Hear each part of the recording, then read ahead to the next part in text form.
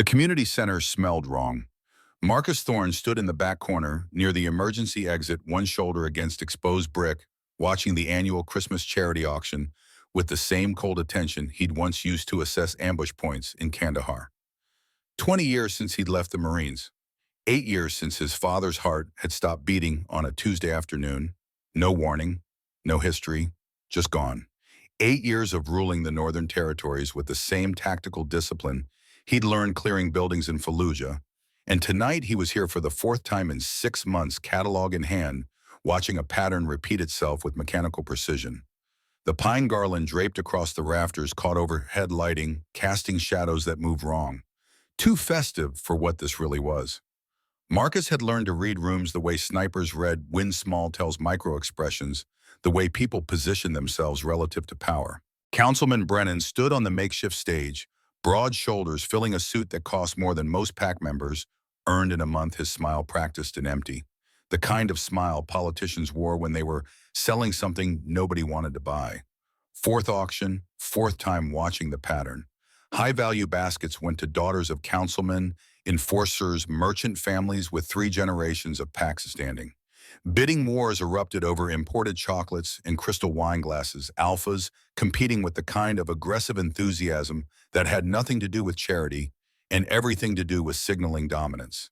Then came the others. The Omegas, whose last names meant nothing, whose baskets were humble, whose bids came late, if they came at all. Pity purchases, mercy from strangers who couldn't watch another young woman's face burn with shame. Marcus had the financial records memorized. 8 years of data spreadsheets. His head of security had compiled numbers that told a story the smiling faces on stage would never admit. $45,000 raised annually through this auction. Welfare fund received $12,000 to $15,000. $30,000 missing every December, vanishing into a web of shell companies and offshore accounts his investigator had been tracing for 18 months. The pattern wasn't just cruel, it was profitable. Tonight would be different. Tonight he was here to disrupt. A woman in a red dress, Sienna Ashford, daughter of Council Finance Chair Richard Ashford, stepped onto the stage, auburn hair, catching light like it had been choreographed. Her basket was art. Crystal glasses nested in imported silk French cheese arranged like Jules truffles that probably cost more than the welfare fund's monthly budget. Brennan's voice boomed through the speakers with genuine warmth, this time the kind of enthusiasm reserved for approved families, for women who would marry into the right alliances and keep the power structure intact. The bidding started at $50 and climbed fast. 75, 100, 150. Marcus tracked the bidders, Devin Ashford, Sienna's cousin, playing the game with theatrical enthusiasm. James Morrison, whose family owned half the construction contracts in the territory. Alexander DuPont, whose name appeared on 14 different shell company registrations, Lieutenant Sarah Chen had flagged in her investigation. They weren't bidding on a basket. They were performing for an audience that had been trained to recognize worth by auction price, by public validation, by who paid what for whom. 320, sold. Sienna smiled with perfect grace, descended the stairs to applause that felt rehearsed. Her father beamed from the front row, a man who'd turned public service into private profit with the kind of methodical corruption Marcus had spent 8 years wanting to dismantle, but needing evidence to justify. You didn't take down a network this entrenched without ironclad proof. You didn't accuse a sitting council member of embezzlement without documentation that would survive legal scrutiny and political blowback. The auction continued. More baskets, more performances, more predictable outcomes. Marcus's jaw ached from clenching. He'd promised his sister Diana he'd try to be less tactical, more human, but standing here watching this machinery grind through the same script it had been running for God knew how many years, tactical was all he had. Tactical was what kept him from walking onto that stage and burning it all down before he had the evidence to make it stick. Then Brennan's voice changed. Subtle shift, the warmth draining out like someone had adjusted a thermostat. Basket number 17, prepared by Maya Chen. The name meant nothing to most of the pack, which was exactly why Marcus had been paying attention. Orphan, foster care, 2 jobs, neither of which paid enough to afford the kind of apartment where the heat worked reliably. Library during the day, cleaning offices at night, the kind of invisible existence that let a person see things others overlooked. The kind of person conspirators dismissed as irrelevant right up until she testified at their tribunal. She walked toward the stage with her chin level, despite everything blonde hair pulled back in a ponytail that suggested function over fashion, wearing clothes that were clean but not new.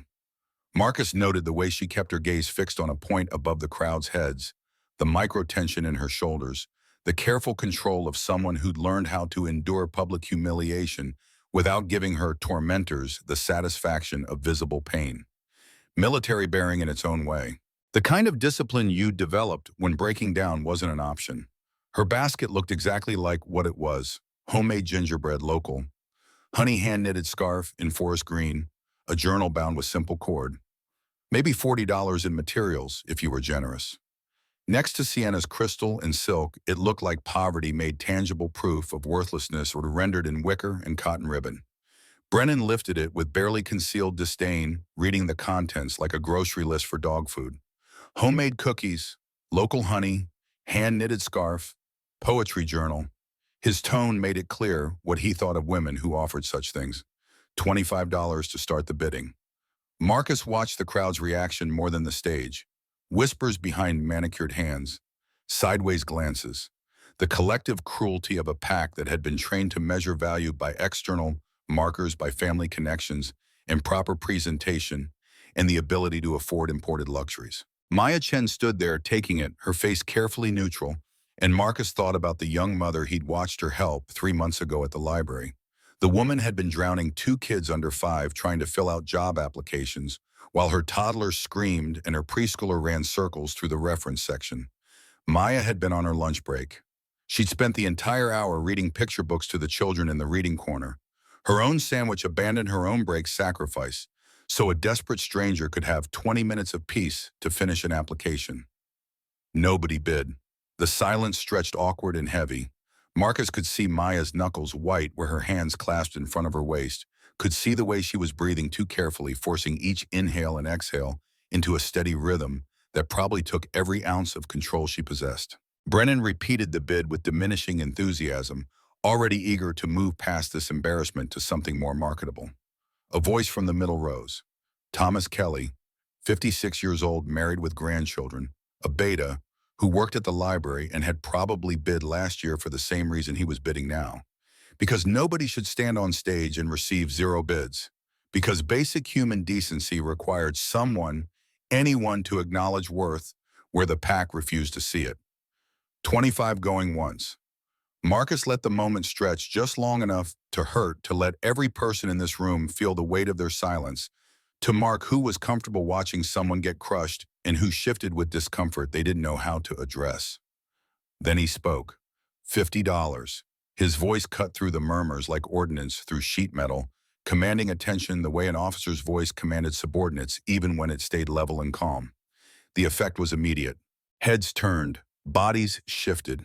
The crowd parted enough that people could see him in the back corner, 6'4", in black jeans and a dark sweater, no formal wear, no performance of wealth, just presence that made alphas lower their eyes and betas step back without conscious thought. Marcus watched reactions like he was cataloging targets. Brennan's face went blank with shock for half a second before training kicked in and he recovered. Richard Ashford, seated near the front spine, straightening with tension that looked like anger or fear or both.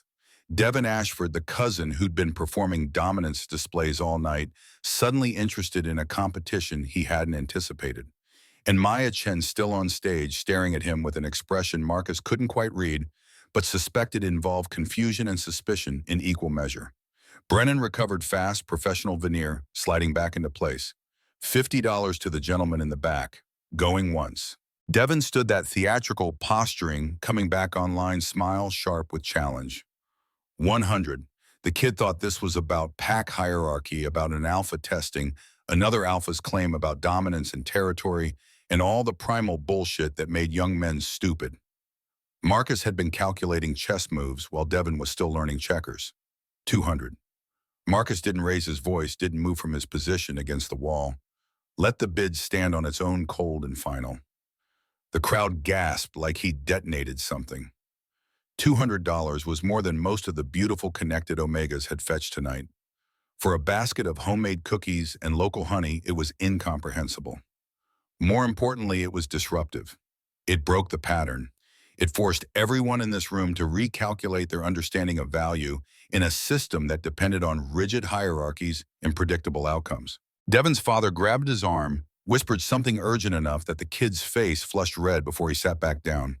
Smart man James Ashford knew when to yield, knew that challenging the AlphaKing over an auction bid was the kind of mistake that ended careers. 200 going once, going twice. Brennan's voice climbed an octave, losing the practiced smoothness. Marcus let his gaze drift to Richard Ashford's face, cataloging the tension in the man's jaw, the way his hands gripped the armrests of his chair. Nervous. Good. Should be nervous. 300. Marcus said it like he was ordering coffee, flat and matter-of-fact, and the room exploded into whispered chaos. $300. Triple the average. For a basket worth $40 in materials created by an Omega, the pack had collectively decided wasn't worth noticing. Maya's face had gone pale.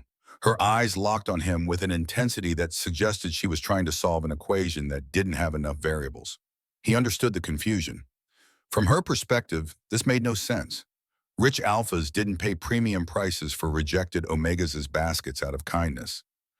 There had to be an angle, a manipulation, some ulterior motive she hadn't identified yet. She wasn't wrong. Marcus had an angle, just not the one she was probably imagining. Brennan's voice cracked on the final call. $300 going once, going twice sold to the gentleman in black. Applause erupted, but it sounded wrong, uncertain, like nobody quite knew what they were witnessing or how they should respond.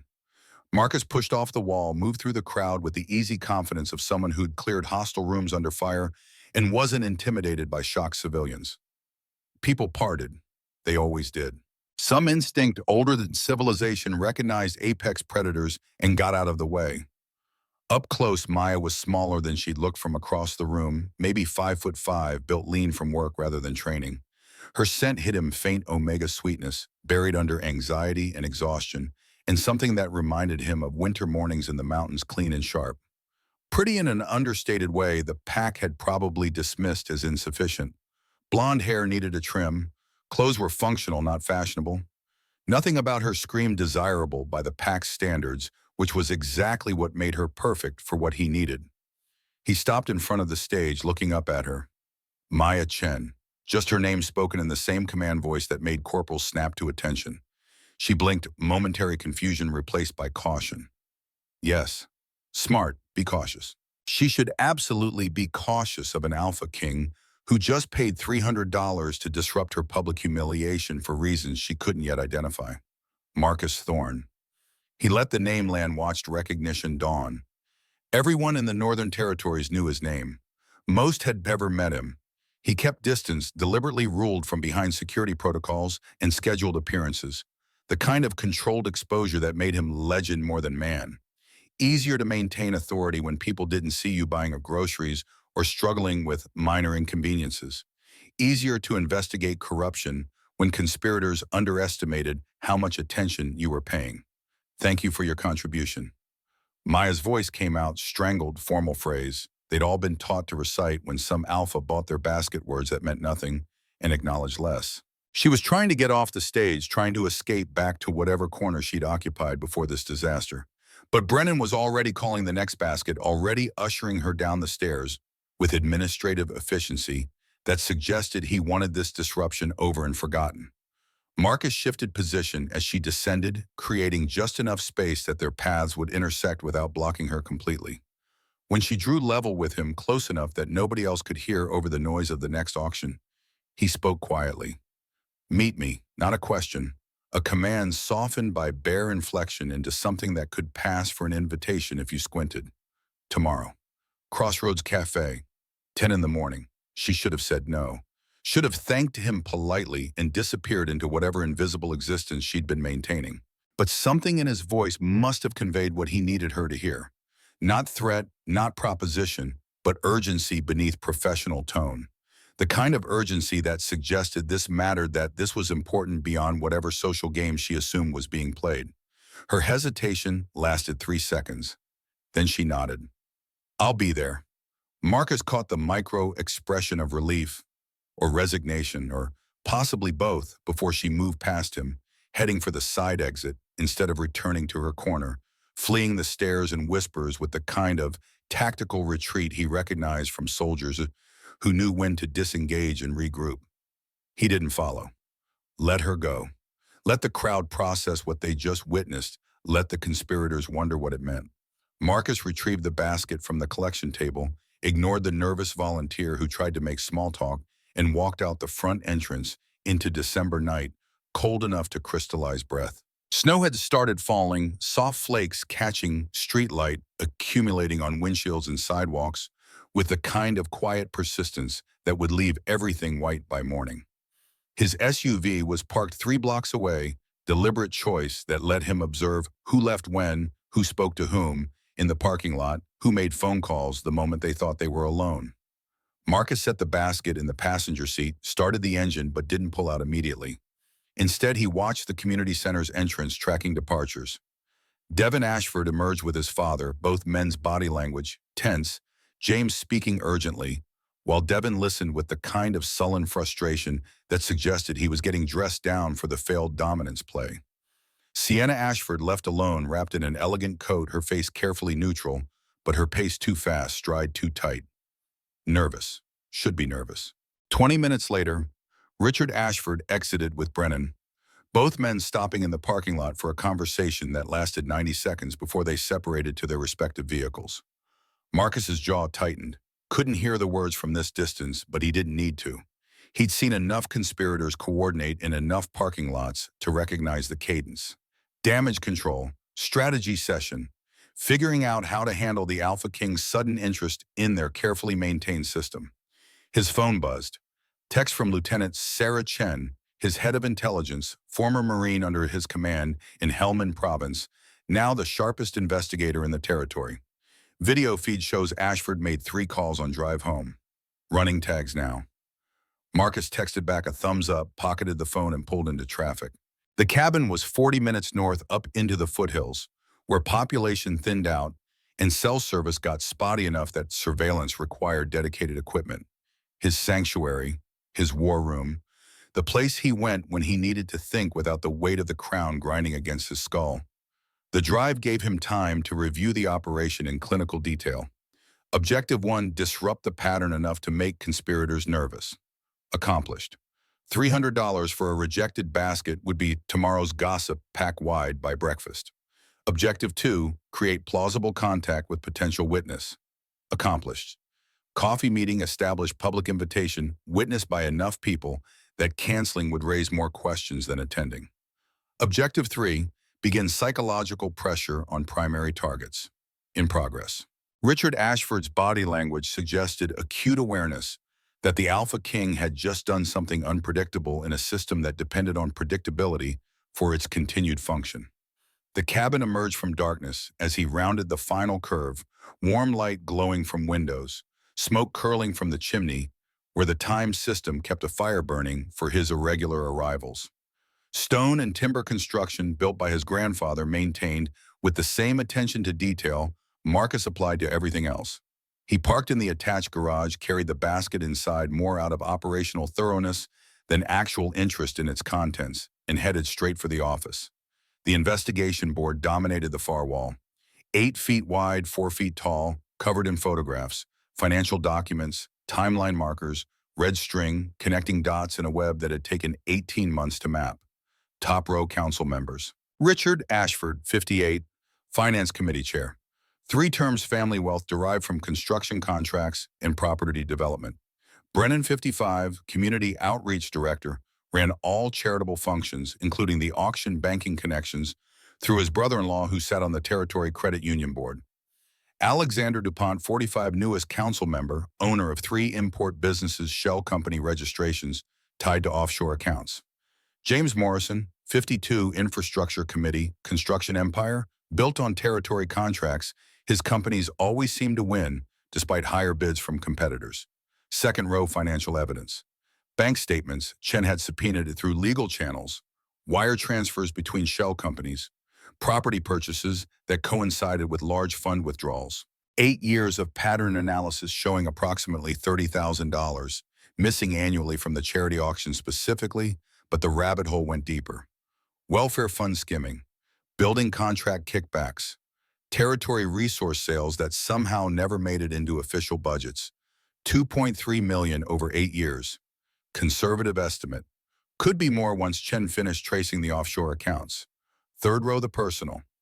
Marcus's father photographed 6 months before his death, smiling at a council meeting, unaware that his heart would stop on a Tuesday afternoon with no warning, no history, no reason.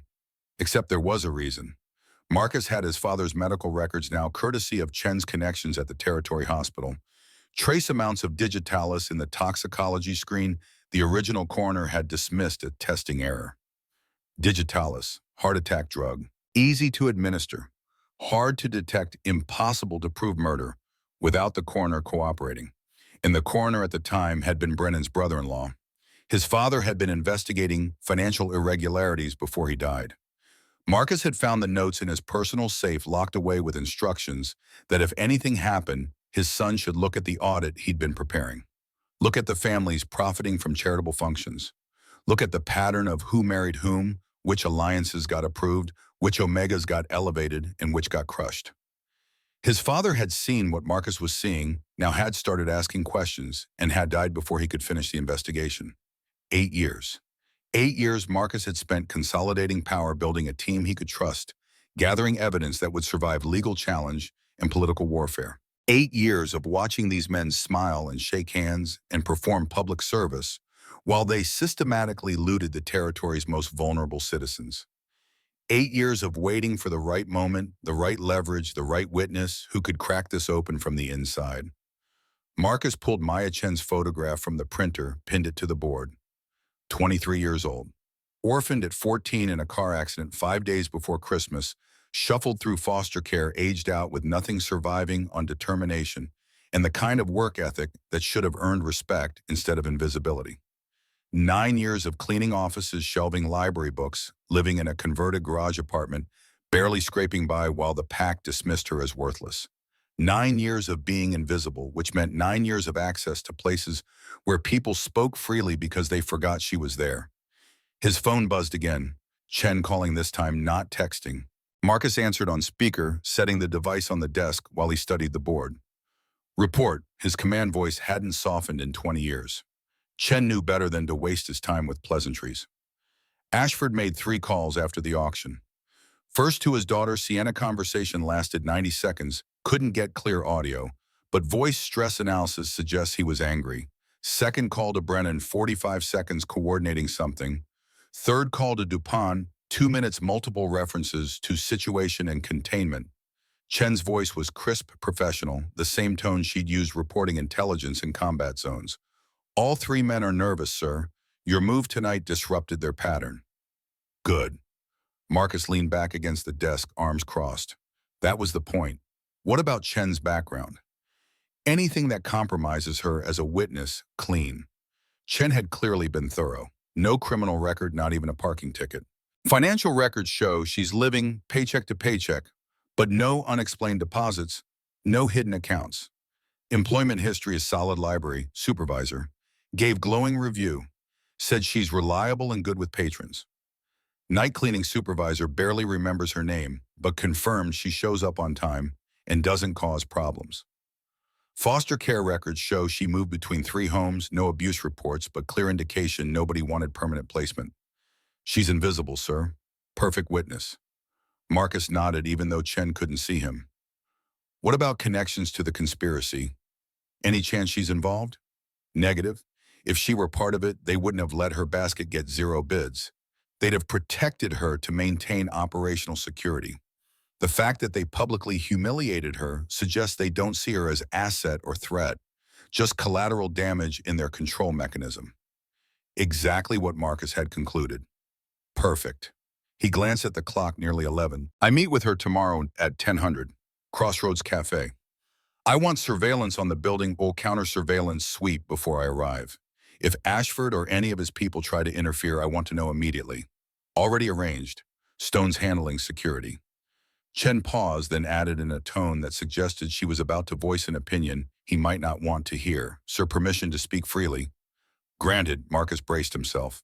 Chen only asked permission when she thought he was about to do something inadvisable. Using her as bait is risky. If they figure out she's helping us before we have enough evidence to move, they could eliminate her as a threat. These people killed your father to protect this operation. They won't hesitate to kill an orphan Omega nobody will miss. The words landed like punches. Chen wasn't wrong. These men had murdered an AlphaKing to protect their profits. They wouldn't lose sleep over a woman the pack had already decided was worthless. But Marcus had thought through the risk. Matrix had calculated, the odds had concluded that moving forward without an insider witness meant years of additional investigation and the possibility they'd discover the scrutiny and disappear evidence before he could act. I'm not using her as bait. His voice stayed level despite the frustration building in his chest.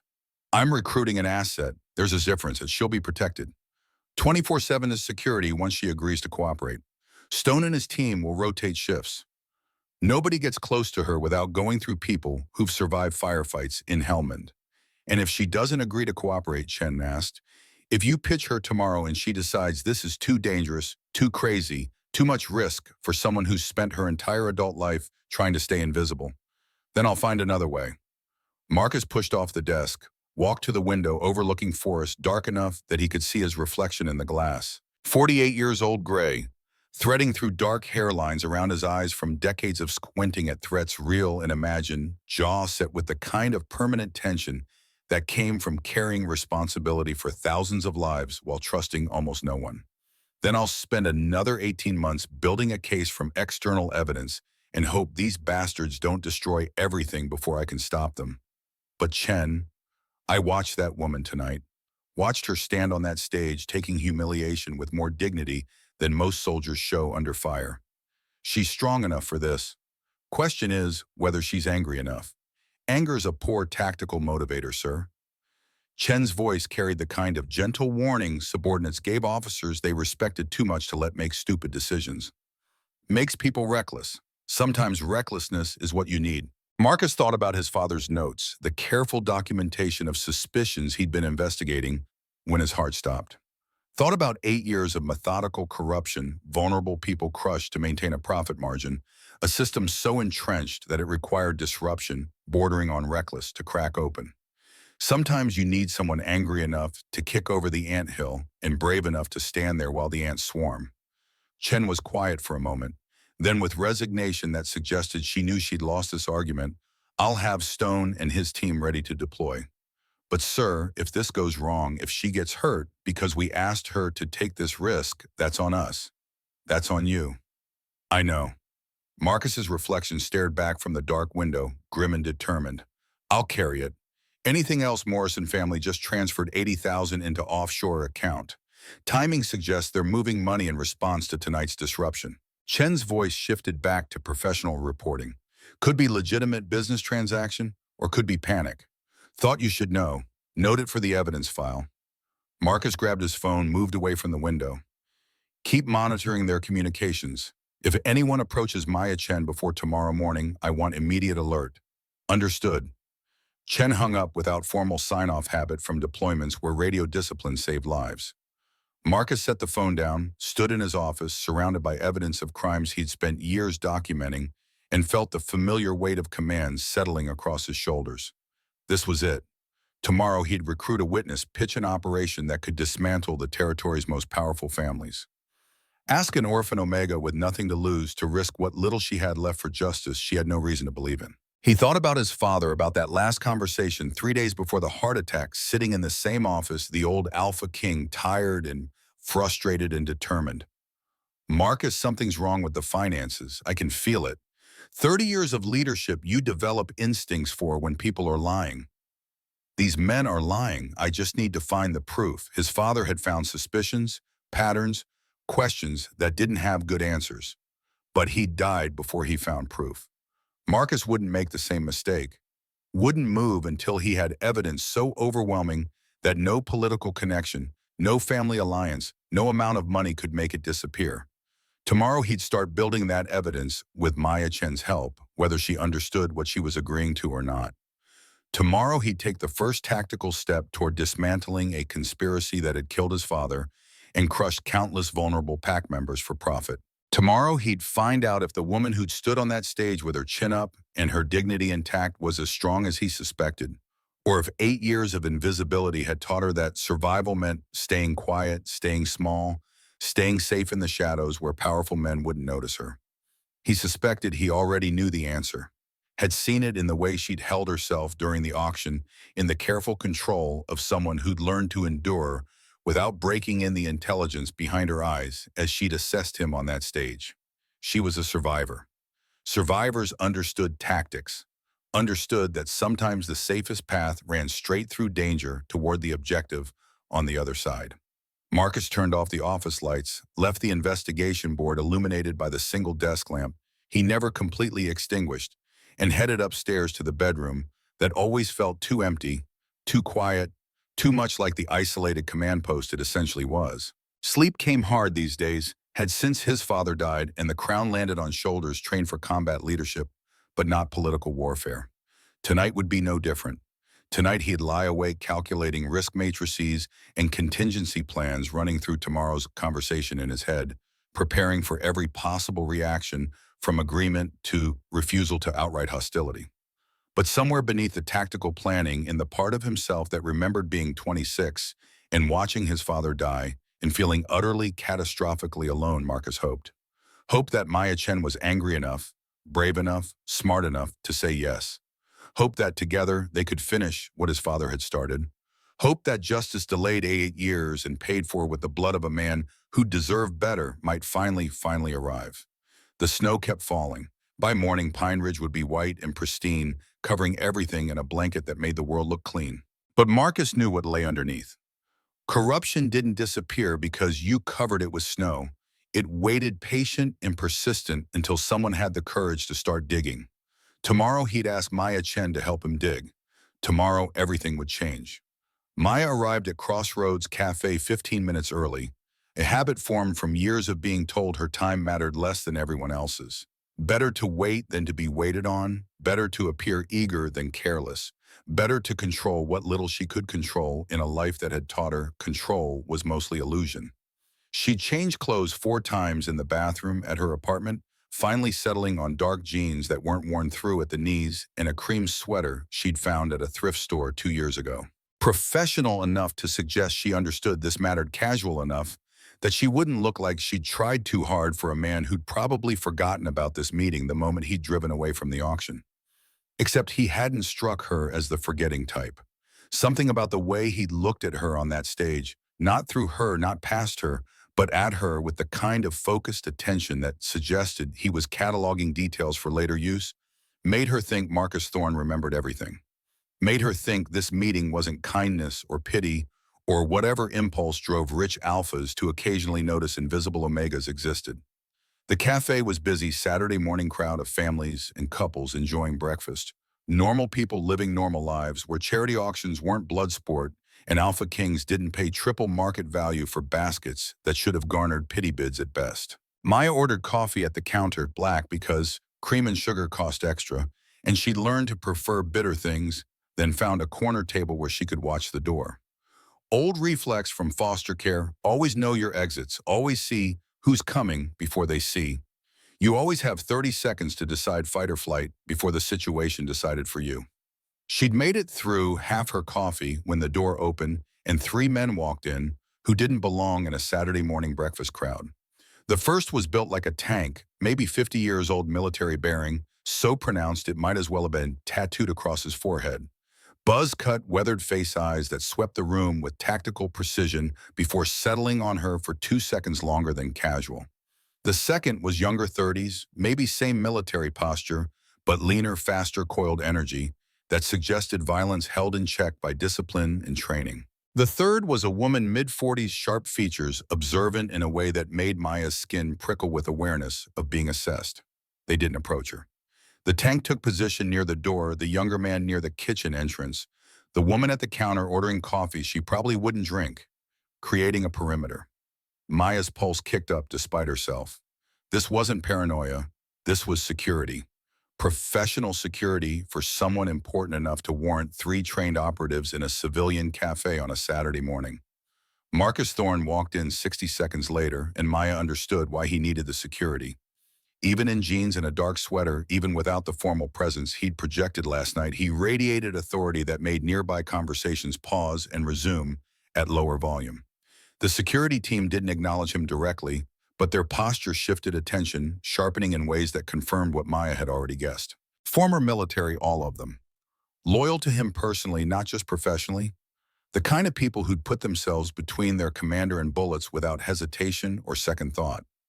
He spotted her immediately cross the room with efficient purpose and slid into the seat across from her without preamble or pleasantries. Up close in daylight, he looked older than she'd initially assessed. Late 40s gray, threading his dark hairlines around ice-blue eyes that suggested decades of hard decisions and harder consequences. Handsome in a weathered way that had nothing to do with conventional attractiveness and everything to do with competence made visible. The kind of man who'd seen combat and carried it home in the set of his shoulders. "Thank you for coming."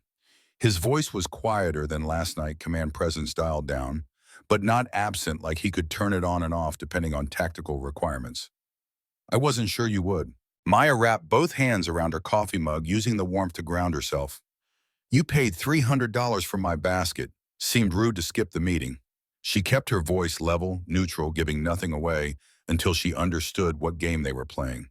"I need to be direct with you." Marcus leaned back slightly, giving her space, but his gaze never wavered.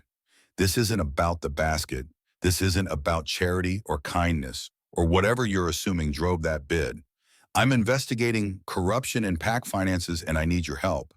The words hung between them for 3 seconds, while Maya's brain tried to process what she just heard.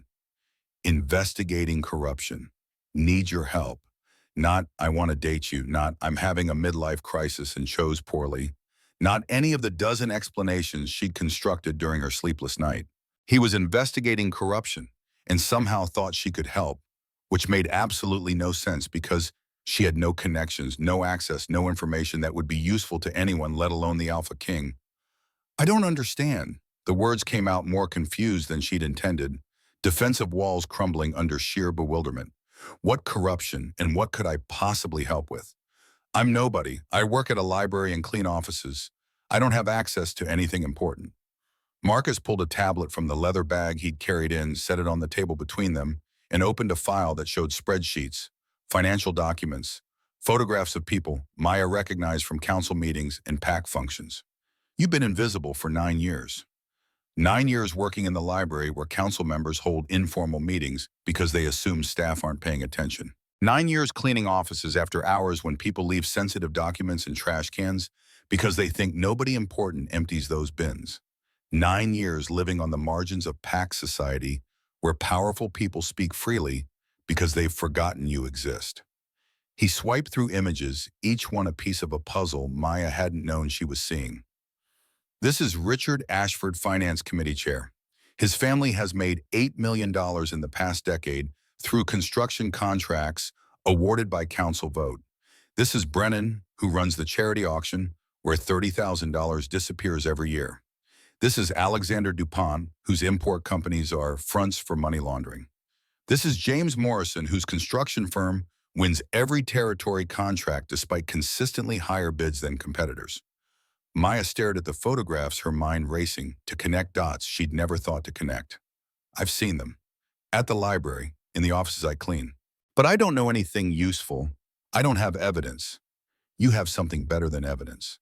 Marcus leaned forward, intensity radiating from him like heat. "You have observations. You remember conversations, documents, patterns.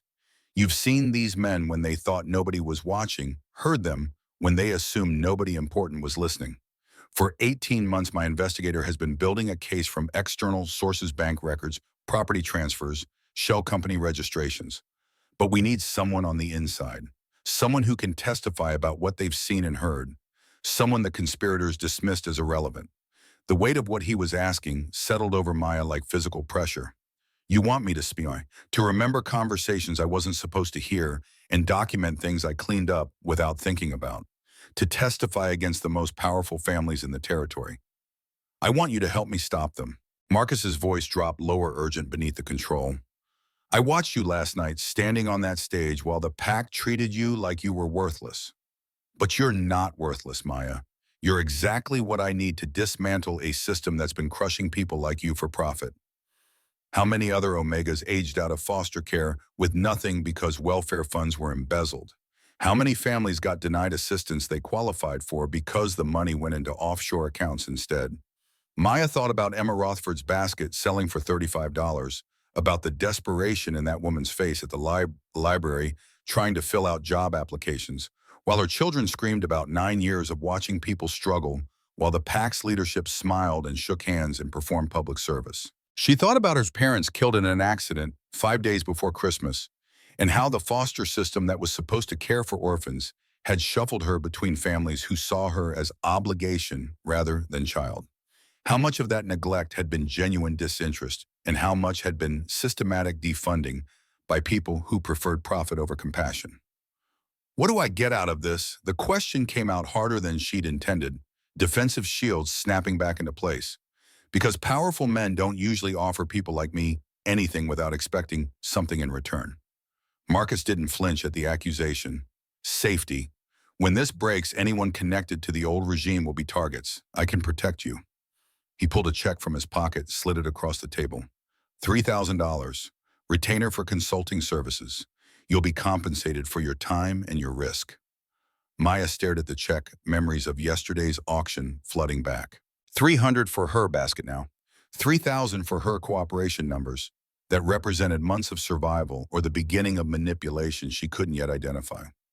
This is insane. You're asking me to risk my life to take down people who have had power for decades. People who won't hesitate to crush me if they figure out what I'm doing. They already tried to crush you. Marcus's voice stayed level, but something dangerous flickered behind his eyes. Last night at the auction, that humiliation was intentional. Systematic oppression designed to keep low-status Omegas desperate and quiet.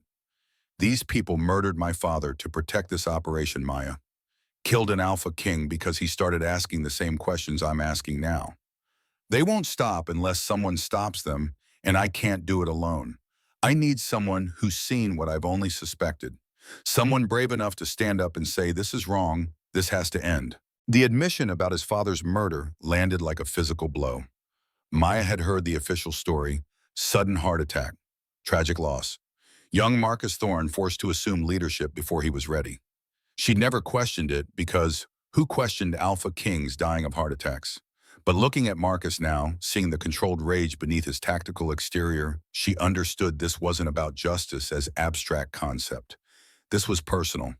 This was revenge dressed in legal clothing, and he was recruiting her as a weapon in a war that had been brewing for 8 years. The silence stretched between them, charged with decision point neither could avoid. Maya looked at the check at the tablet with its evidence of systematic corruption at the man across from her, who'd spent 18 months building a case against his father's murderers and was now asking her to be the final piece. She thought about standing on that stage last night, chin up, while the pack's silence confirmed every cruel thing she'd ever believed about her own worthlessness. Thought about 9 years of being invisible of survival, measured in minimum wage and garage apartments, with broken heat of watching vulnerable people get crushed while the powerful prospered. What do you need me to do? The words came out steady despite the terror screaming in her head that this was suicide, that people like her didn't challenge. People like them, that invisible was safe even if it was suffocating. Tell me everything you remember. Marcus's shoulders dropped half an inch, tension releasing like he'd been holding his breath for her answer. Every conversation you overheard, every document you saw, every interaction that seemed wrong or suspicious. Start from the beginning and walk me through 9 years of observations. My investigator will record everything cross-referenced with our existing evidence, build timeline, and witness testimony that will hold up under legal scrutiny. Now Maya glanced around the cafe, suddenly aware of how public this location was. How many people could be watching, reporting back to families who had every reason to want this conversation not to happen. Not here. Marcus stood, gestured for her to follow. Somewhere more secure. Somewhere we can talk without surveillance or interruption. He must have read the hesitation on her face because he added, his voice gentler. You'll be safe, I promise you that. My team has been planning for this. Stone and his people will make sure nobody gets close to you without authorization. Stone turned out to be the tank near the door, the man who'd swept the room with tactical precision and marked Maya as target or asset before Marcus even arrived. He nodded once when Marcus let her pass, falling into formation behind them, with the kind of smooth coordination that spoke to years of working together. The younger operative exited through the kitchen, the woman through the front, all three moving to positions that created protective perimeter around Maya before she'd consciously agreed to accept protection. Marcus's SUV was parked 2 blocks away, deliberate distance that let him observe approach angles and potential threats. He opened the passenger door, waited until she climbed in, then moved around to the driver's side with efficient purpose. Stone and the other two operatives materialized in a second vehicle, following at discreet distance as Marcus pulled into traffic and headed north toward the foothills. The drive took 30 minutes, conversation minimal, because Maya didn't know what to say, and Marcus seemed content to let silence fill the space while he drove. They passed through town past gated communities where wealthy pack members kept estates onto narrow road that wound through dense forest until they reached a clearing with a cabin that was larger than Maya expected, but somehow still understated. Stone and timber construction smoke from the chimney, warm light visible through windows that suggested someone had prepared for their arrival. This is where I think. Marcus parked in the attached garage, killed the engine. Where I work on problems that need solving without the weight of the crown getting in the way. He glanced at her expression, unreadable. Nobody knows about this location except people I trust with my life. You're safe here, Maya. I give you my word. The word of an AlphaKing probably meant something. Should mean something. But Maya had learned young that promises from powerful people rarely survive contact with inconvenience, and trusting someone who'd recruited her for an investigation that could get her killed seemed like the fastest path to disappointment. Still, she'd come this far. Might as well see where it led. The cabin's interior was exactly what the exterior promised: masculine, comfortable floor-to-ceiling bookshelves filled with everything from military strategy to literary fiction, massive stone fireplace crackling with warmth. But what caught Maya's attention was the office visible through an open door, the wall covered with what could only be described as an investigation board straight out of crime television. Photographs, documents, red string, connecting dots in a web that covered 8 feet of space and represented hundreds of hours of work. Marcus noticed her staring. 18 months of evidence. Financial records, property transfers, shell company documentation, witness statements from people willing to talk off the record but too scared to testify publicly. He moved to the board, gestured at the photographs along the top row. These men have stolen $2.3 million from PAC funds over 8 years. That's conservative estimate. Could be more once we finish tracing offshore accounts. 2.3 million. Maya couldn't conceptualize that much money, couldn't imagine the scale of theft required to accumulate such a sum from charitable functions and welfare funds and building contracts.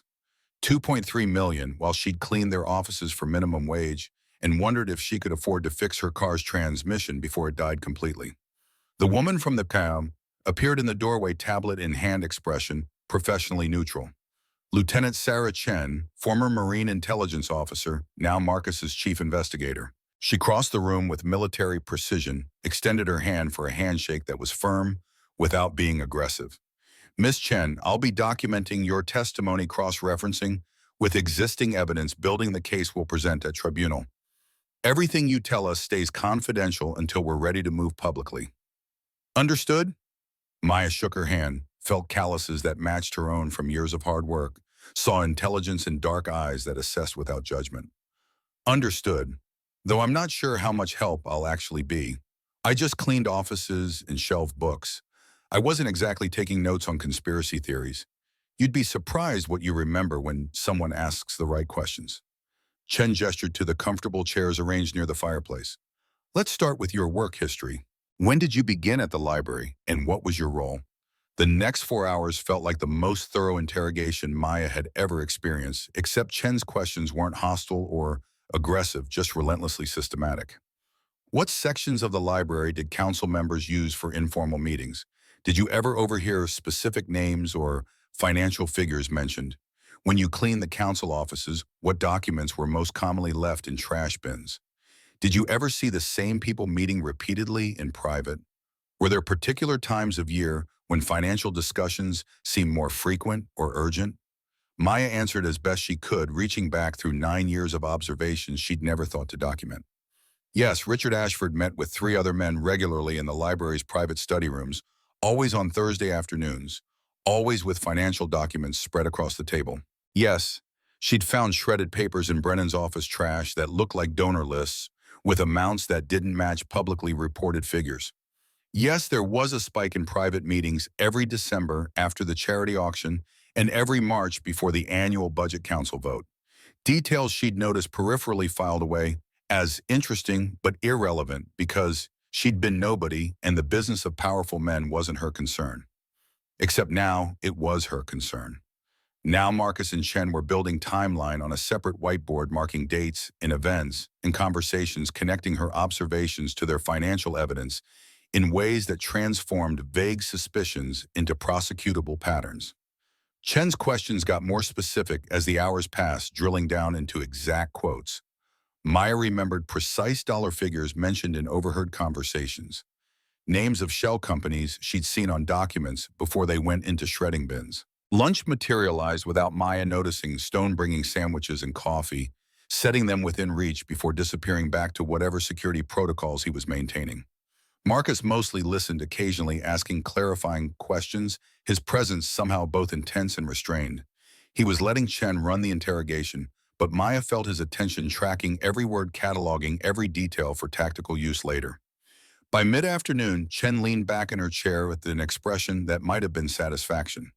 This is solid. Your observations corroborate financial patterns we've documented from external sources. Combined with the documentary evidence we've gathered, we have enough to move forward with formal investigation. She glanced at Marcus. Sir, I think we're ready to brief the tribunal timeline. Not yet. Marcus stood, walked to the window overlooking forest dark with afternoon shadows. We need more than corroboration. We need testimony that will survive cross-examination when defense attorneys try to discredit Maya as biased or confused. He turned back, focused on Maya with that same intense attention from the auction. We need you to go back into those spaces, continue your work, but now you're documenting everything. Photographs of documents before there are shredded audio recordings of conversations where legally permissible, detailed written notes of observations taken as close to real time as possible.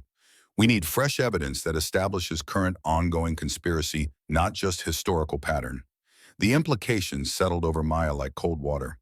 You want me to go back to work on Monday and start actively spying, taking risks to gather evidence while these people are already suspicious because you paid $300 for my basket and created a tension I've spent 9 years avoiding. Yes. Marcus's voice stayed level, but she heard the acknowledgement underneath. It's dangerous. They're going to be watching you more closely now, wondering what I saw in you that justified that bid. Which is why you won't be alone. Stone and his team will maintain 24/7 security.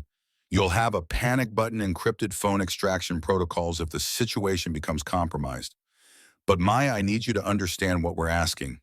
These people killed my father to protect this operation. They won't hesitate to eliminate threats.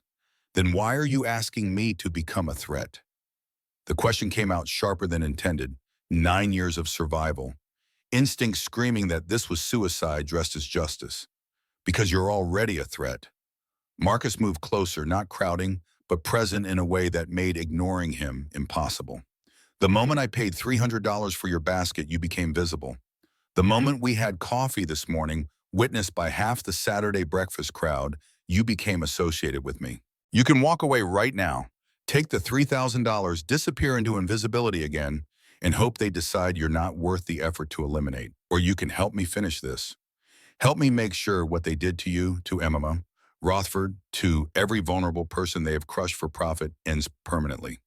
The choice shouldn't have been difficult. Safety versus danger, invisibility versus exposure, survival versus justice. But Maya thought about her parents, about the life they'd wanted for her before some drunk driver had taken that future away. Thought about the foster families who'd seen her as an obligation because the system meant to protect orphans had been systematically defunded by people who preferred profits over compassion. Thought about standing on that stage last night, enduring humiliation so complete that zero bids had felt like verdict on her existence, while these men smiled and counted money stolen from people who needed it desperately. What happens to me after? When the tribunal ends and the verdicts come in, and the powerful families you're dismantling decide revenge is preferable to prison, do I get to go back to invisibility, or am I permanently marked as the Omega who helped take down the territory's leadership? You'll be protected, Chen spoke up from her position near the evidence board. Witness protection protocols, relocation assistance if necessary, new identity if the threat level justifies it. This isn't amateur hour, Miss Chen. We've been planning for this contingency since we started investigating. Anyone who testifies against this conspiracy gets full protection permanently. And if I want more than protection, Maya looked at Marcus, something reckless building in her chest that felt like 9 years of suppressed anger, finally finding an outlet. If I want to be part of the solution, not just the witness who helped tear down the problem, if I want to make sure the system that replaces this one doesn't just create new opportunities for new corruption, Marcus's expression shifted, something like respect flickering behind the tactical assessment. Then we train you. Adelaide Winters, my father's former advisor, will teach you PAC law constitutional governance, the political framework that lets corruption take root. You'll understand the system well enough to help rebuild it properly. But first we take down the current regime. First we gather enough evidence that no amount of political connection or family alliance can make it disappear. First we make sure my father's murder and every theft, every embezzlement, every systematic abuse of vulnerable PAC members gets answered with justice. The $3,000 check sat on the table between them, tangible representation of a choice Maya had already made the moment Marcus explained what he was investigating. She picked it up, folded it carefully, tucked it into her pocket. When do we start now? Marcus pulled out a phone, handed it to her. Encrypted, untraceable direct line to me and to Stone's security team. Panic button is the red app when pressed, sends your GPS location and triggers immediate response. Chen will brief you on documentation protocols, what's legally permissible to record, how to gather evidence that will survive judicial scrutiny. Stone will establish security rotation around your apartment and work locations. And I will make sure every resource of the AlphaKing's office is devoted to keeping you alive while you help me dismantle this conspiracy. Maya took the phone, felt the weight of it, the responsibility it represented. 9 years she'd been invisible, safe in shadows where powerful people didn't notice her. Now she was stepping into light, making herself target, choosing danger over safety, because some things mattered more than survival. Justice mattered. Stopping people who'd murdered an AlphaKing and crushed countless vulnerable PAC members mattered. Making sure her parents' deaths hadn't condemned her to a life of meaningless invisibility mattered. One question. She looked at Marcus, saw the man beneath the tactical exterior, the son who'd spent 8 years planning revenge for his father's murder. When this is over, when we've dismantled this conspiracy, and the verdicts are in, and the powerful families are in prison, what happens to us? Do you go back to being the AlphaKing and I go back to being nobody? Or does the fact that we did this together mean something more permanent?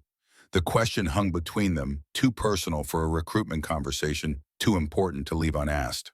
Marcus held her gaze, something vulnerable flickering across his features before discipline reasserted control. I don't know. Honest answer that felt more valuable than false promises. I recruited you because I needed a witness, because you had access and observations I couldn't get any other way. But Maya, somewhere between watching you stand on that stage with more dignity than most people show in their best moments, and listening to you spend 4 hours recounting 9 years of surviving in a system designed to crush you, this stopped being just tactical. You stopped being just an asset.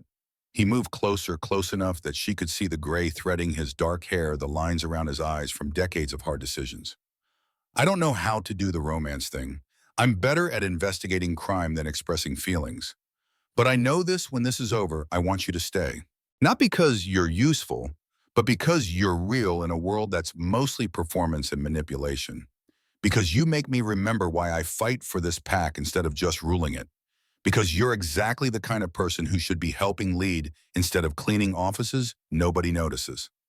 The admission settled over Maya like a weight and a promise simultaneously.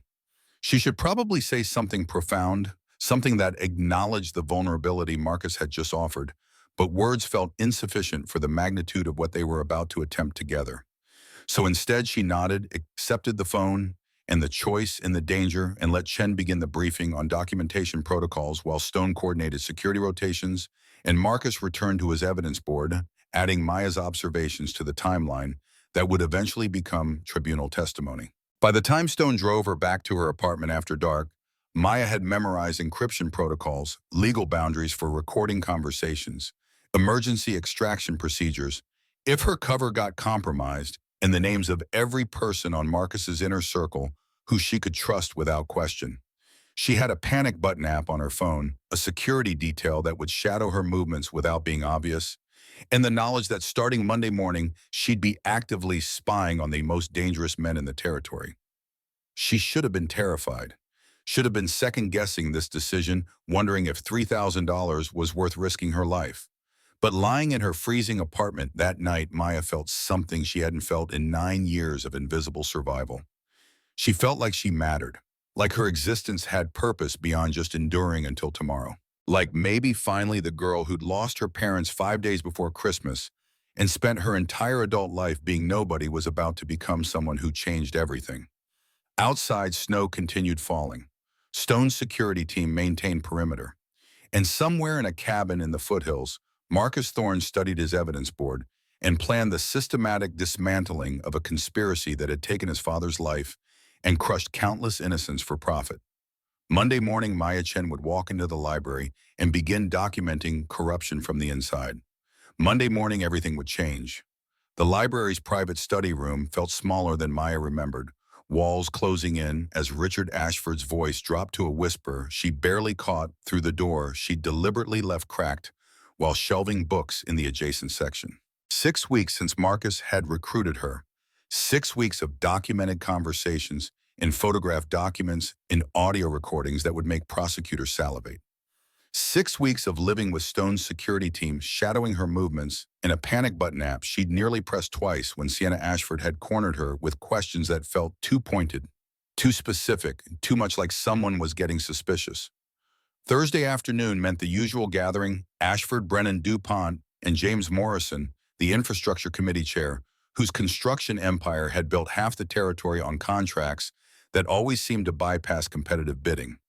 Maya's hands moved on autopilot, sliding books into their proper places while her mind focused entirely on the conversation filtering through the cracked door. The encrypted phone in her pocket was recording legally permissible because this was a public library, and these men had chosen to meet in a space where privacy expectations were limited. Chen had briefed her extensively on recording laws, on the thin line between evidence gathering and entrapment, and what would survive judicial scrutiny and what would get thrown out before trial. The December audit numbers don't match. Ashford sounded stressed edge in his voice Maya had never heard before. Someone's been requesting detailed financial records going back 8 years, not normal review. Deep forensic audit requesting documentation we don't have good explanations for. Who requested it? Morrison's voice carried the kind of anger that came from feeling threatened from watching carefully constructed systems start to crack under external pressure. The AlphaKing's office. Official request through proper channels, which means we can't refuse without raising more questions than answering would. Ashford paused, papers rustling. He's been watching us since that auction incident, since he paid $300 for the orphan's basket and created attention we didn't need. Maya's stomach clenched at hearing herself described as the orphan at the casual dismissal in Ashford's tone, but she kept her hand steady, kept shelving books like this was normal Thursday afternoon routine. The recording app was capturing everything, time-stamped and encrypted, automatically uploading to Chen's secure server in real time. Even if they discovered Maya's phone, the evidence would survive. The Chen girl is still working here. Brennan, now voice tight with something that might have been fear. She hasn't done anything suspicious, hasn't changed her routine, but Thorne wouldn't have made that bid without reason. What if she's been reporting to him? She's nobody. DuPont's dismissive tone made Maya's jaw clench hard enough to hurt. No connections, no education, no reason the AlphaKing would trust her with anything important. He probably just wanted to make a point about charity or some political statement about valuing low-status omegas. Doesn't mean she's a threat. The silence that followed felt weighted, dangerous. Then Ashford spoke again, words that made Maya's blood run cold despite the recording capturing them for later use. Maybe we should make sure she's not a threat. Permanently sure. Like we handled the old AlphaKing when he started asking uncomfortable questions. The admission hung in the air, clear confession of conspiracy to murder that would destroy Ashford in any courtroom. Maya's hand trembled slightly as she reached for another book, forced herself to maintain normal movements, despite adrenaline screaming fight or flight. This was it. The evidence Marcus needed to prove his father hadn't died of natural causes, to connect the current conspiracy to murder committed 8 years ago to ensure these men face justice for every crime they'd committed. Too risky. Morrison sounded worried now, voice dropping even lower. Killing Marcus Thorne's father was necessary because he was about to expose everything. But killing some random Omega now after Thorne's already paid attention to her, after he's requested audit records, that's not damage control. That's painting a target on our backs and begging him to investigate harder. Then what do you suggest? Ashford's frustration bled through every word. We wait for the audit to destroy us.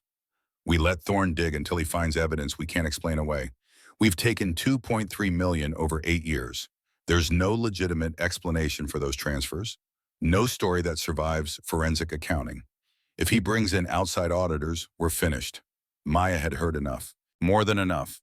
She pulled back from the shelving cart, moved toward the main desk with casual purpose, despite her heart hammering against her ribs. The library's head office was empty, Margaret having left early for a dental appointment, which gave Maya privacy to pull out her phone and text Marcus directly. They just confessed to your father's murder. Recording uploaded. Ashford wants me eliminated. Need extraction. The response came within 30 seconds. Stone's outside. Walk out front door, get in the black SUV, don't look back. We're moving up the timeline. Maya gathered her coat and bag with hands that wanted to shake, but couldn't not hear. Not where security cameras might capture panic that would tip off conspirators. Something had changed. She signed out at the desk, told the afternoon volunteers she wasn't feeling well, and walked through the front entrance into December cold that felt sharp enough to cut. Stone's SUV idled at the curb passenger door already open. She climbed in, heard the locks engage, felt the vehicle pull into traffic with practiced efficiency that suggested Stone had done emergency extractions before under worse circumstances. You okay? Stone's voice was gruff, but not unkind, the same tone he'd used every time he'd briefed her on security protocols or extracted her from situations that felt too exposed. He drove with tactical precision, checking mirrors, constantly taking random turns that would expose surveillance if someone was following. They confessed to murdering Marcus's father. Maya's voice came out steadier than she felt. Said they need to make sure I'm not a threat. Permanently sure. Said killing me now would be too risky, but they're discussing options. Stone's jaw tightened, hands flexing on the steering wheel. Boss is going to want to move immediately. Tribunal can be convened within 72 hours if the AlphaKing requests emergency session. He glanced at her, something that might have been respect in his weathered features. You did good, kid. That recording's going to bury them. The cabin materialized from forest shadows 20 minutes later. Warm light glowing from windows, smoke curling from the chimney. Chen's vehicle was already there, along with 2 others Maya didn't recognize. Stone, parked in the garage, led her inside to controlled chaos. Marcus at the evidence board, marking timeline updates, Chen coordinating with someone on speakerphone. Adelaide Winters reviewing legal documents spread across the dining table. Marcus looked up when Maya entered in relief and something darker flashing across his features before discipline reasserted control. You're safe. Not a question, but she nodded anyway, watched tension drain from his shoulders. Chen's already submitted the recording to the Inter-Territory Judicial Council. We have enough for emergency tribunal. Confession of conspiracy to commit murder. Ongoing discussion of additional murder to cover up financial crimes. Admission of 8 years of systematic embezzlement. He moved toward her close enough that she could see the exhaustion in his eyes, the weight of 8 years of planning converging on this moment. You did it, Maya. You gave us exactly what we needed to finish this. What happens now? Maya set her bag down and accepted the coffee Stone pressed into her hands without her asking. Do they know I was the source? Am I safe anywhere outside protective custody? Chen ended her phone call, turned to face them with professional focus. That probably meant bad news delivered tactically. They'll figure it out eventually. The recording's timestamp corresponds to when Maya was working. Library security footage will show she was in the right location at the right time. Defense attorneys will argue entrapment, but the confession was voluntary, unprompted by any action on our part. It'll hold up. She paused, exchanged glances with Marcus. But sir, we need to move Maya to secure location immediately. Ashford and his people are going to panic when they're served with tribunal notices. People who've killed one AlphaKing won't hesitate to eliminate a witness. Already arranged. Marcus pulled out his phone, showed Maya an image of a cabin even more remote than this one, deep in territorial wilderness, where cell service required satellite equipment. Stone and 3 other security operatives will maintain perimeter. Adelaide will continue your education remotely. Chen will prep you for testimony. You'll stay there until the tribunal convenes, then transfer directly to secure courthouse facility. How long, Maya heard the exhaustion in her own voice, weeks of hypervigilance and constant fear finally catching up now that the immediate crisis had passed. How long until this ends? Tribunal convenes Monday. Marcus's voice carried absolute certainty. Emergency session by Alpha judges from neighboring territories to ensure impartiality. Prosecution will present evidence. Defense will cross-examine verdicts, should come within a week. He moved closer, presence, somehow both commanding and comforting. 2 more weeks, Maya. 2 more weeks, and this is over. They'll be in custody, you'll be safe, and we can start rebuilding what they destroyed. The wilderness cabin became Maya's entire world for the next 72 hours. Stone maintained security perimeter with efficiency that suggested he'd protected witnesses in more dangerous situations. Chen drilled her on testimony on how to answer defense questions without seeming coached on maintaining composure under aggressive cross-examination designed to discredit her as biased or confused. Adelaide continued teaching pack law and constitutional governance, but now the lessons felt immediately relevant, practical application of theories that would help Maya understand the tribunal proceedings as they unfolded. Marcus visited twice, both times bringing updates on evidence compilation and defense strategy predictions. The second visit late evening, with snow falling heavy enough to muffle sound, he found Maya standing at the window watching darkness beyond security lights. Exhaustion and stress written in every line of her body. Can't sleep. He moved beside her, close enough that his warmth radiated through the space between them, but careful not to crowd. Keep thinking about what happens after. Maya kept her gaze on the darkness outside, on Stone's silhouette patrolling the perimeter. After the tribunal ends and the verdicts come in and these men go to prison. After I testify and my name becomes public record as the witness who helped convict them. After revenge is satisfied and justice is served and we've dismantled this conspiracy. What happens to us, Marcus? Do you go back to being the AlphaKing and I go back to being nobody? The question had been building for 6 weeks through every security briefing and evidence review and moment of wondering whether she'd survive long enough to see this through. Marcus was quiet for a long moment, his reflection visible in the window glass, expression unreadable. I recruited you because I needed a witness. His voice stayed level, but something underneath suggested vulnerability he rarely showed. Because you had access and observations I couldn't get any other way. Because you were invisible enough that conspirators wouldn't see you as threat until it was too late. He turned to face her, and Maya found herself meeting ice blue eyes that held more emotion than tactical assessment. But somewhere between watching you stand on that stage with more dignity than most people show in their best moments and listening to you spend 6 weeks gathering evidence that could get you killed, this stopped being just an operation. You stopped being just an asset. Maya's breath caught despite herself, despite weeks of telling herself this was business, that Marcus Thorne recruited witnesses and protected them professionally, but didn't develop feelings for orphan omegas who cleaned offices for minimum wage. Then what am I? You're the person who makes me remember why I fight for this pack instead of just ruling it. Marcus's hand came up, hesitated, then gently touched her face with a tenderness that seemed at odds with everything she knew about former Marine colonels and tactical operations. You're real in a world that's mostly performance and manipulation. You're brave enough to care about justice when it would be easier to stay invisible. You're exactly the kind of person who should be helping lead instead of hiding in shadows where powerful people won't notice you. The admission hung between them, more significant than any tactical briefing or evidence review. Maya should probably say something profound, acknowledge the vulnerability Marcus had just offered, but words felt insufficient. So instead, she leaned into his touch, let herself believe for just a moment that maybe this could be more than just investigation, ending with tribunal verdicts and witness protection protocols. His kiss was gentle, careful, nothing like the commanding presence he projected in operational mode. When he pulled back, something like wonder crossed his features.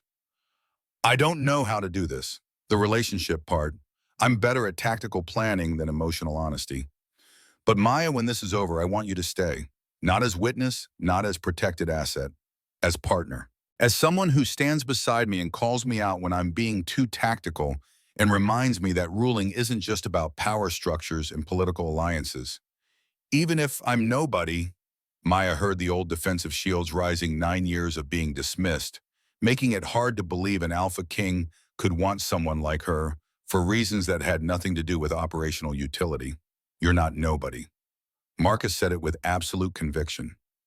You're the woman who spent 6 weeks risking her life to gather evidence against the territory's most dangerous men. You're the person who stood in that library recording confessions that could have gotten you killed if they discovered you. You're brave and smart and compassionate enough to want justice for people you've never met. That's not nobody, Maya. That's exactly who should be standing beside me when we rebuild what they destroyed. The tribunal convened Monday morning in the territorial courthouse, a granite building that had witnessed 3 generations of legal proceedings and now would host the most significant corruption trial in PAC history. Maya sat in the witness preparation room with Chen reviewing final testimony details while Stone maintained security outside. Through the door, she could hear the muted sounds of the courthouse filling journalist PAC members, granted observation access the defendants, and their expensive legal teams. Marcus appeared 30 minutes before proceedings began, formal AlphaKing presence, fully engaged, but his eyes found Maya's immediately. You ready?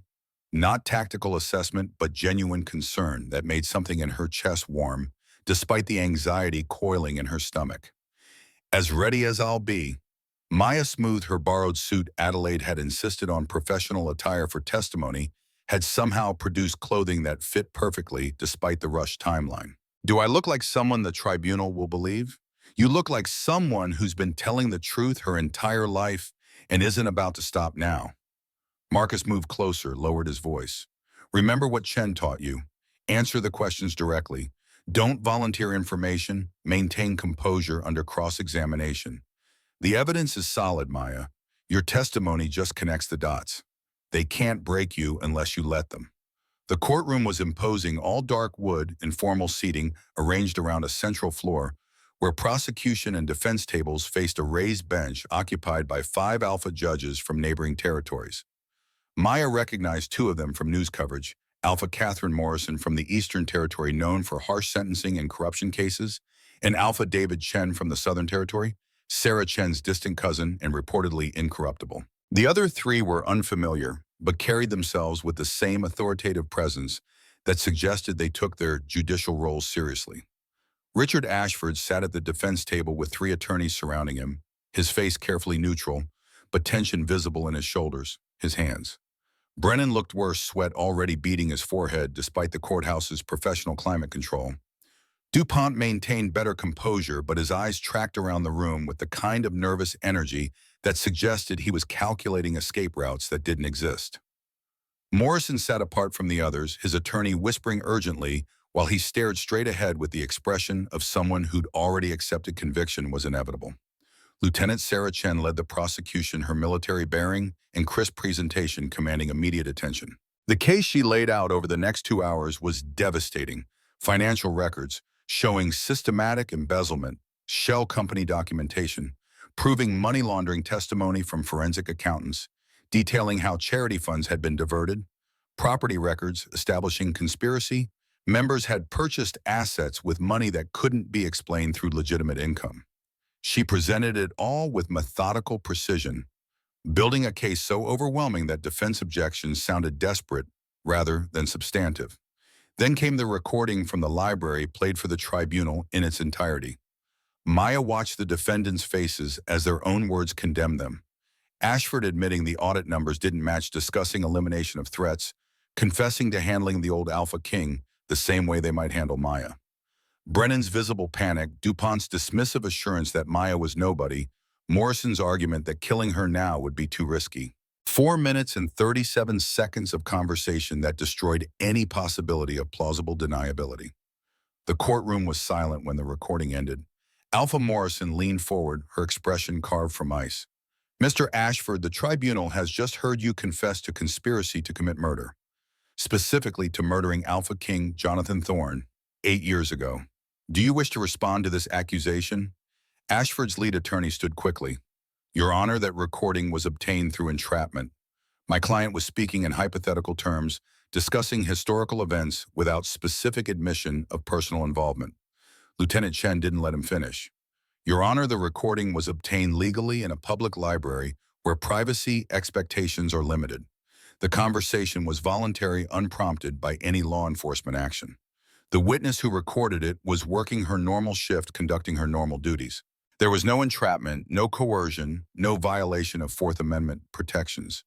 This is admissible evidence of ongoing conspiracy and confession to previous murder." The tribunal judges conferred briefly, then Alpha Chen spoke. "The recording is admissible. Continue your presentation, Lieutenant." Chen called her first witness, Thomas Kelly, the retired FBI agent who'd conducted forensic accounting on the charity auction finances. He walked the tribunal through 8 years of missing funds, showing exactly how money disappeared from reported totals to actual deposits, how shell companies were used to obscure transfers, how offshore accounts received regular deposits that corresponded to embezzlement timelines. His testimony was dry, technical, absolutely damning. Defense cross-examination couldn't shake him because the numbers didn't lie, and Kelly's reputation for integrity was unimpeachable. Then came testimony from PAC members who'd applied for welfare assistance and been denied despite qualifying from construction contractors who'd lost bids to Morrison's companies, despite offering lower prices from council staff who'd witnessed inappropriate meetings and been told to forget what they'd seen. Each witness added another piece to the puzzle, another layer of evidence that this wasn't isolated incidents, but systematic corruption that had infected PAC leadership for years. Finally, Chen called Maya Chen to the stand. The courtroom seemed to hold its breath as Maya walked to the witness box, raised her right hand, swore to tell the truth. Chen's questioning was gentle but thorough, establishing Maya's work history, her access to library meeting spaces and council offices, her years of invisible observations that made her the perfect witness to document conspiracy from the inside. "Tell the tribunal what you observed during your 9 years working at the library and cleaning council offices." Chen's voice carried professional warmth that helped Maya relax fractionally. "What patterns did you notice regarding the defendant's behavior?" Maya took a breath, met Chen's eyes, and began. She described the Thursday afternoon meetings in study rooms, the financial documents spread across tables, the hushed conversations about transfers and accounts in keeping investigations quiet. She recounted finding shredded papers in office trash bins, donor lists with amounts that didn't match public reports, memos discussing fund allocation that never appeared in official minutes. She detailed the systematic pattern of high-value baskets at charity auctions, going to connected families while low-status Omegas received pity bids or no bids at all, the humiliation used as control mechanism to keep vulnerable people desperate and quiet. She testified for 90 minutes, answering every question with the same detailed precision Chen had drilled into her during preparation sessions. When prosecution finally rested, Maya felt exhausted but steady. The hard part was coming cross-examination by defense attorneys who tried to discredit her as biased, confused, coached by Marcus to manufacture evidence. Ashford's attorney approached with practiced aggression. "Miss Chen, isn't it true that you have a personal relationship with AlphaKing Marcus Thorne, that he paid $300 for your basket at the charity auction, recruited you shortly afterward, and has been compensating you financially for your testimony? I have a professional relationship with the AlphaKing." Maya kept her voice level. "He recruited me to provide observations about activities I'd witnessed during my normal employment. The compensation was for consulting services documented and reported as taxable income. My testimony is based on what I saw and heard over 9 years of work, not on any personal relationship." "But you admit you're being compensated?" The attorney pressed. "That you have financial incentive to provide testimony that supports the prosecution's case." "I'm being compensated for my time and the risk I've taken gathering evidence." Maya met his eyes directly. The same way expert witnesses in any trial are compensated. That doesn't make my testimony false. The recordings, the documents I photographed, the patterns I observed, those are facts. Facts don't change based on who's paying me to report them. The attorney shifted tactics. You claim to have overheard conversations in library study rooms. Isn't it true that those rooms are designed for privacy? That you had no legitimate reason to be listening to private discussions? The study rooms are in a public library. Maya had anticipated this question, had practiced the answer with Chen. They have doors that can be closed but often aren't because the rooms get warm. I was shelving books in adjacent sections, performing my assigned duties. If the defendants wanted privacy for discussing criminal conspiracy, they should have chosen a location that wasn't a public building where employees routinely work nearby. Several tribunal judges smiled slightly at that response. The attorney's face tightened. Let's talk about the recording from 6 weeks ago. You deliberately positioned yourself near that study room with your phone recording. That's not accident. That's premeditated surveillance. I was shelving books, which is my job. Maya kept her tone professional, despite wanting to snap at the implication. The study room door was partially open because the defendants chose to leave it that way. Recording conversations in public spaces is legal. Lieutenant Chen briefed me extensively on recording laws to ensure everything I documented would be admissible. I followed those laws precisely. The cross-examination continued for another hour.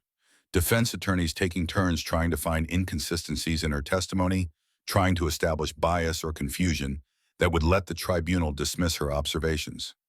But Chen's preparation had been thorough, and Maya's 9 years of surviving as invisible nobody had taught her how to endure hostile questioning without breaking. By the time defense finally excused her, she was exhausted but intact, testimony unshaken. Marcus met her eyes from where he sat in the gallery, something like pride visible despite the formal setting. Stone materialized to escort her back to the witness room, but not before Maya heard Alpha Morrison address the defendants directly. Gentlemen, does the defense wish to present any witnesses to refute the prosecution's case? The defense attorneys conferred urgently with their clients. Then Brennan broke, voice cracking as he stood. Your Honors, I wish to negotiate a plea agreement.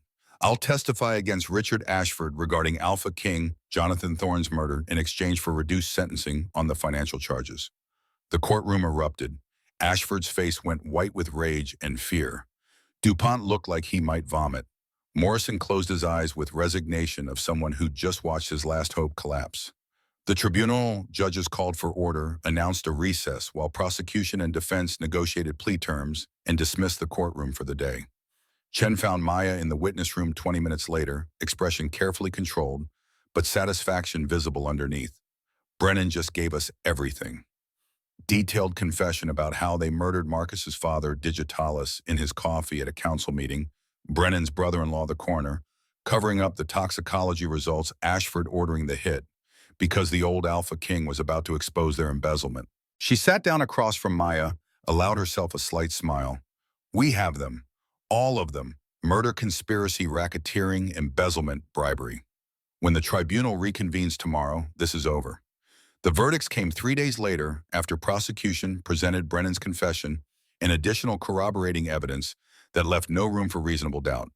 The tribunal judges didn't need long to deliberate. The case was overwhelming, the evidence, irrefutable, the defendant's guilt established beyond any standard of legal proof. Alpha Morrison read the verdicts with voice that carried throughout the packed courtroom. Richard Ashford on 47 counts of embezzlement, 15 counts of racketeering, 8 counts of bribery, and conspiracy to commit murder. Of AlphaKing, Jonathan Thorne, this tribunal finds you guilty on all counts. Sentenced 25 years territorial, prison full asset, forfeiture, permanent ban from PAC leadership positions. Ashford's face crumpled, expensive attorneys already filing appeal paperwork that wouldn't survive scrutiny. The gallery erupted in whispers, quickly silenced by bailiffs. Councilman Brennan on charges of embezzlement, racketeering, conspiracy to commit murder, and obstruction of justice. This tribunal accepts your negotiated plea agreement. Sentenced 20 years territorial prison with possibility of parole after 12 asset forfeiture cooperation with ongoing investigations into corrupted officials. Alexander DuPont received 15 years in asset forfeiture. James Morrison got 12 years and permanent business license revocation. 3 merchant family heads received sentences ranging from 8 to 10 years plus substantial fines and restitution orders. By the time Alpha Morrison finished reading verdicts, $2.3 million in stolen assets had been seized for return to PAC welfare funds. 6 men were headed to territorial prison, and the conspiracy that had murdered an AlphaKing and crushed countless vulnerable PAC members had been systematically dismantled. Marcus stood as the tribunal adjourned, found Maya in the gallery where Stone had positioned her for security, and for the first time in 8 years allowed himself to show emotion in public. His arms came around her, pulling her close despite the cameras and the whispers in the formal setting. Thank you, just those 2 words rough with feeling he'd been controlling since his father died. Thank you for being brave enough to do this. Maya held him. Let herself believe this was real, that justice had actually arrived, and the powerful men who'd seemed untouchable were headed to prison for crimes they'd committed with impunity for years. Around them, PAC members celebrated verdicts. Journalists shouted questions. Defense attorneys argued unsuccessfully for bail pending appeal. But in that moment, Maya only cared about the man holding her. The former Marine colonel turned AlphaKing, who'd recruited her for an investigation and somehow become the person she wanted to stand beside when they rebuilt what corruption had destroyed. That evening, Marcus called emergency council session to address the leadership vacuum. Maya attended as his invited guest, sitting beside Adelaide, who'd been appointed interim counsel pending formal elections. The remaining clean council members, Harrison and Chen, from the original group, plus Thomas Kelly, who'd been appointed to Brennan's vacant position, listened as Marcus laid out his vision for territorial reform. Effective immediately, all financial records will be public and audited quarterly by independent firms. Maya listened as Marcus's command voice filled the council chamber. Charity functions will be restructured so PAC Treasury provides supplies for any Omega who wants to participate regardless of financial status. Welfare fund oversight will include representatives from every PAC demographic, not just established families. And we're creating the Warren Memorial Fund, named for Maya's parents, to support orphan PAC members with full scholarships, housing assistance, and job training, so no child ever ages out of foster care with nothing. The council approved every measure unanimously, too aware of public scrutiny and tribunal verdicts to risk appearing obstructionist. Harrison proposed Maya for the newly created position of Omega Advocate formal council role, with voting rights and direct authority over welfare programs. The vote passed 5-0 before Maya fully processed what was happening. You just made me a council member. She found Marcus after the session ended, still processing the whiplash of going from invisible nobody to PAC leadership in less than 3 months. I don't have experience. I don't have training. I barely understand half of what Adelaide's taught me. You have 9 years of seeing what's wrong with our systems. Marcus's hand found hers warm and solid. You have the perspective of someone who's survived on the margins, who understands what vulnerable PAC members need, because you've been there. Experience and training we can provide. But that lived understanding, that genuine compassion for people, the leadership forgot, that's irreplaceable. He pulled her closer, voice dropping. And you have me, helping you, supporting you, making sure you never doubt that you belong in that council chamber as much as any of them. The spring thaw came early to the Northern Territories, snow melting into rushing streams, forest greening with new growth. Maya moved into the AlphaKing's residence, not the cabin, but the formal house in town that came with the position, and spent her days learning governance from Adelaide while implementing welfare reforms that would prevent another conspiracy from systematically exploiting vulnerable PAC members. The chemistry between her and Marcus deepened into something neither could ignore: professional partnership blurring into personal relationship that felt inevitable and terrifying in equal measure. He was patient with her learning curve, ruthlessly protective of her right to make mistakes, and surprisingly willing to show vulnerability when they were alone.